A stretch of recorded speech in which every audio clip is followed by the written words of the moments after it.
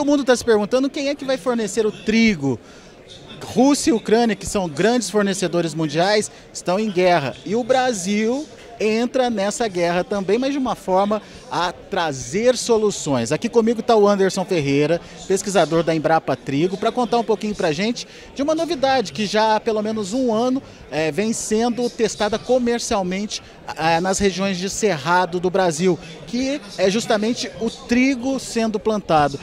Uma grande oportunidade de negócio para o produtor, né, Anderson? Não, com certeza. Acho que o trigo entra como uma nova alternativa aí, né, para o nosso produtor na região do Brasil Central. Grande potencial produtivo aí para material irrigado, por exemplo, superando áreas de cultivo em outras regiões, por exemplo. E a ideia de vocês foi trazer um trigo adaptado às condições climáticas e de solo aqui dessa região. Sim, esses materiais que são recomendados hoje para a região de Cerrado, elas têm três materiais que são de trigo irrigado e um que é de sequeiro, que é o mais tolerante, então a falta de água, a um regime hídrico um pouco diferenciado. E o que acontece? Esses materiais eles estão hoje recomendados pela Embrapa, então eles já passaram fase de testes e hoje estão numa escala comercial.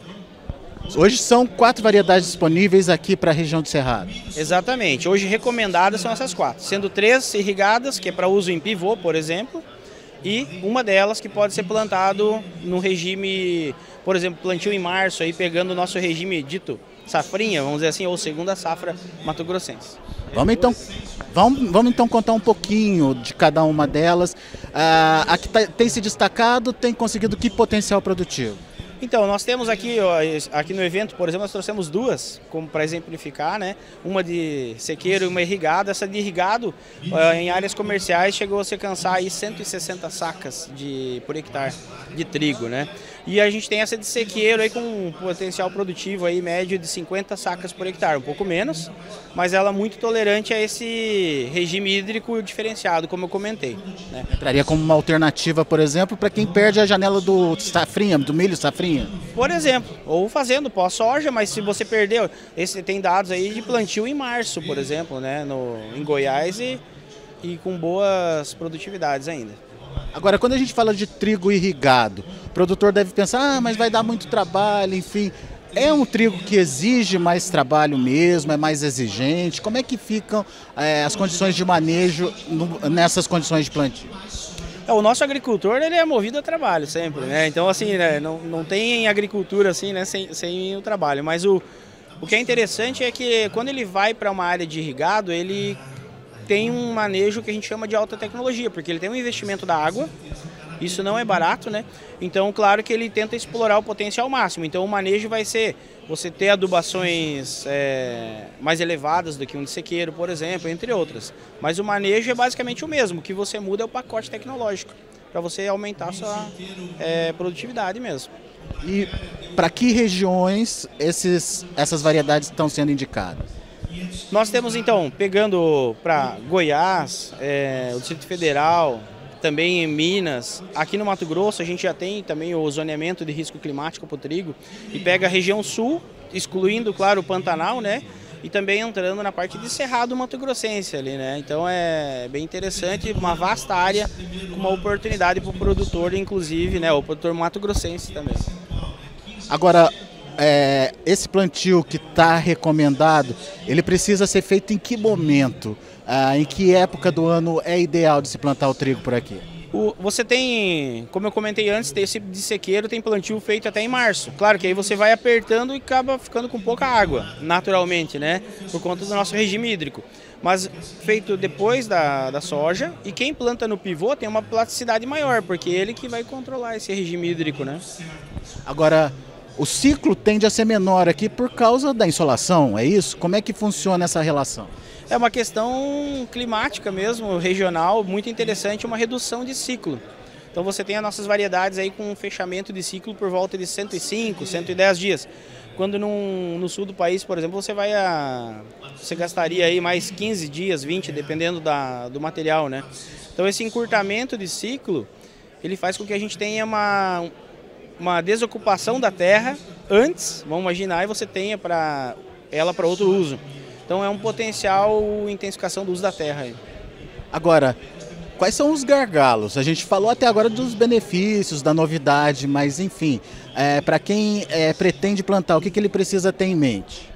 Então, como toda coisa boa, às vezes, né, tem que ter as ponderações, sempre interessante. Pensando no Mato Grosso, assim, do que eu vejo de momento, nós não temos moinhos ainda, então o moinho longe da produção acaba que você tem uma questão logística a ser organizada, isso é fato.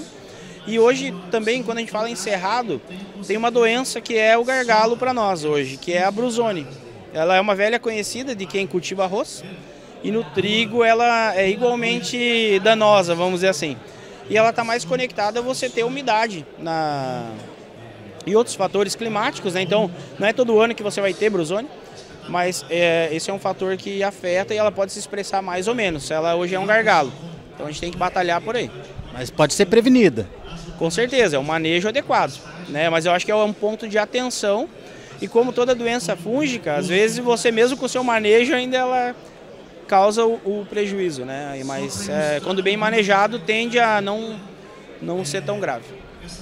Como é que vocês na Embrapa estão vendo essa produção de trigo no cerrado?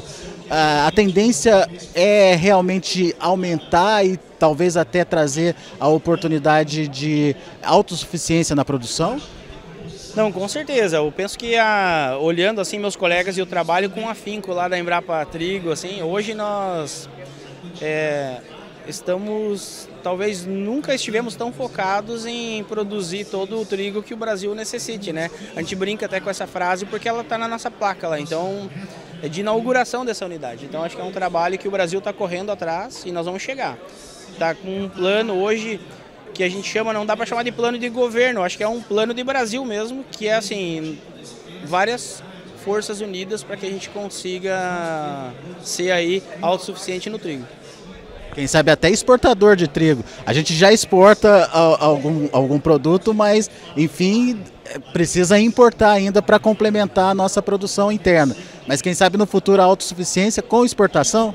Pois então, hoje mesmo a gente não tem a importação e a exportação porque é uma regulação de mercado, né? E tem empresas que escolhem determinados produtos, né, de um local ou de outro. Então sempre vai ter esse fluxo. Mas a questão nossa, nessa última semana, por exemplo, as notícias aí, mostrando que o Brasil bateu seus recordes de exportação de trigo, mesmo nós não sendo autossuficientes nesse momento, como eu te falei. O mercado ele se autorregula de forma diferenciada. Mas com certeza, você sendo autossuficiente, você passa a ter um excedente e ele vai ser colocado à disposição aí do mercado mundial. Agora, Anderson, uma coisa que é muito importante da gente destacar. Sempre existiu uma briga muito grande dos moinhos com os produtores de trigo em função de qualidade necessária para determinado tipo de trigo, para fazer trigo, para fazer pão, farinha, enfim. Essa discussão termina, a qualidade está mantida, esse material que está sendo divulgado, ele vai atender o mercado comprador também? Não, com certeza. Eu acho que assim, hoje em dia a cadeia está unida. Eu vejo assim, a discussão, né, sempre ela é saudável, porque todo mundo evolui com essa discussão, né? Se às vezes o produto não está bom, quem está fornecendo? O que está acontecendo? Vamos ajudar ele, né? Vamos discutir. Então acho que isso faz o diferencial. Hoje eu vejo a cadeia bem unida. E o que se tem descobrido agora ultimamente é que nossos materiais, o trigo brasileiro, vamos generalizar, ele tem muita qualidade. Antigamente se pensava, né, que para um produto dá, para outro não, é mais para biscoito, sabe, esse tipo de discussão. E hoje não, a questão está muito no beneficiamento também. Então a gente está produzindo, além de produzir trigo, ele é um trigo especial, assim, muito bacana. Aí então, você viu a oportunidade que a gente tem com esse trigo de cerrado, quem sabe até Brasil passando de importador para exportador nos próximos anos. Preste atenção nessa oportunidade, principalmente você que é produtor no cerrado brasileiro. Daqui a pouco a gente volta com mais informações para vocês, direto aqui da Famato Embrapa Show, que acontece em Cuiabá. Participe das nossas mídias sociais, no Facebook, Notícias Agrícolas, no Instagram, @Notícias Agrícolas e em nosso Twitter, @Noteagri. E para assistir todos os vídeos, se inscreva no YouTube, na Twitch, no Notícias Agrícolas Oficial.